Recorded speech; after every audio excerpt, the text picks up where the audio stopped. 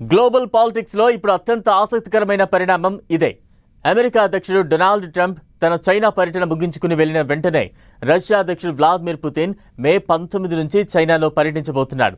ప్రపంచాన్ని శాసించే ముగ్గురు అగ్రనేతలైన ట్రంప్, జిన్పింగ్, పుతిన్ చుట్టూ తిరుగుతున్న ఈ పర్యటనలు దేశానికి దేనికి సంకేతం?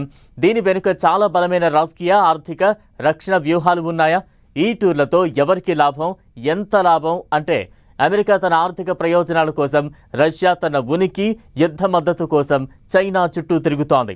చైనా మాత్రం ఇరుపక్షాల నుంచి లాభం పొందుతూ ప్రపంచ రాజకీయాల్లో తానే అసలైన కింగ్ మేకర్ అని నిరూపించుకునే ప్రయత్నం చేస్తోంది. ఇందులో ఎవరి లాభం వారిదే. ట్రంప్ చైనా వెళ్ళొచ్చాడు, ఇక పుతిన్ బయలుదేరబోతున్నాడు. ఈ నెల 19న చైనా వెళుతున్న రష్యా అధ్యక్షుడు. ఇప్పుడే పుతిన్ టూర్ దేనికి? ఏం జరగబోతోంది? అమెరికా ప్రెసిడెంట్ తరువాత రష్యా అధ్యక్షుడు పుతిన్ ఇప్పుడు చైనాలో విజిట్ చేయబోతున్నాడు. ఇప్పటికే ట్రంప్ 2 రోజులు బీజింగ్ లో గడిపేసి వచ్చాడు. ఇప్పుడు పుతిన్ మే 19, 20 ఈ 2 రోజులు చైనాలో పర్యటించనున్నాడు. దీంతో జిన్పింగ్ తో అగ్రదేశాధినేతల వరుస భేటీలపై ప్రపంచవ్యాప్తంగా ఆసక్తికర చర్చ జరుగుతోంది. అమెరికా, ఇరాన్ మధ్య యుద్ధ వాతావరణం, మిడిల్ ఈస్ట్ లో మంటలకు తోడు పుతిన్, జిన్పింగ్ ఏం మాట్లాడుకుంటారన్నది హాట్ టాపిక్ గా మారింది. ట్రంప్ టూర్ లో ఇరాన్ యుద్ధం, ద్వైపాక్షిక వాణిజ్యం సహా పలు అంశాలపై చర్చించారు. కొన్నింటిపై ఏకాభిప్రాయానికొచ్చారు, కొన్ని విభేదాలను పరిష్కరించుకున్నారు. అదే సమయంలో ఇక ఇరాన్ పనైపోయిందని ట్రంప్ చైనా గడ్డపై నుంచే వార్నింగ్స్ పంపించాడు. శాంతి ఒప్పందం కుదుర్చుకోకుంటే విధ్వంసం తప్పదని, ఖర్గ్ దీవిని నాశనం చేసేందుకు 5 నిమిషాలు చాలని ట్రంప్ అనడం వెనుక చైనా ఇచ్చిన భరోసానే కారణమన్న విమర్శలు ఉన్నాయి. వీటన్నింటికీ ఫుల్ స్టాప్ పెట్టడానికి రష్యా రంగంలోకి దిగినట్లు తెలుస్తోంది. అటు యుక్రెయిన్తో కొనసాగుతున్న వార్తో పాటు ఇటు ఇరాన్ సంక్షోభంపైన చర్చించి సమస్యల్ని కొలిక్కి తెచ్చే దిశగా వీరి చర్చలు జరగబోతున్నాయి.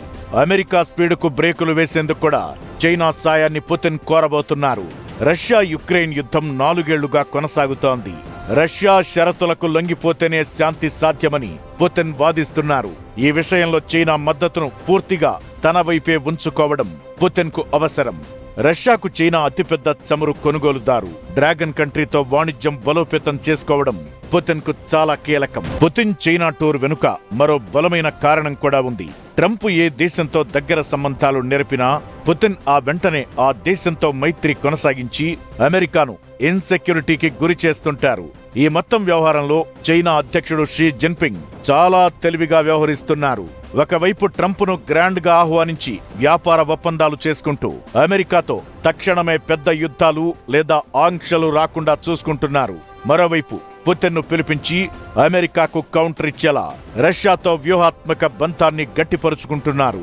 మొత్తంగా చూస్తే అమెరికా తన ఆర్థిక ప్రయోజనాల కోసం, రష్యా తన ఉనికి మరియు యుద్ధ మద్దతు కోసం చైనా చుట్టూ తిరుగుతోంది.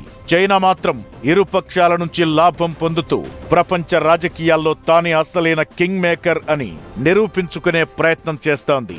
ఇందులో ఎవరి లాభం వారిదే.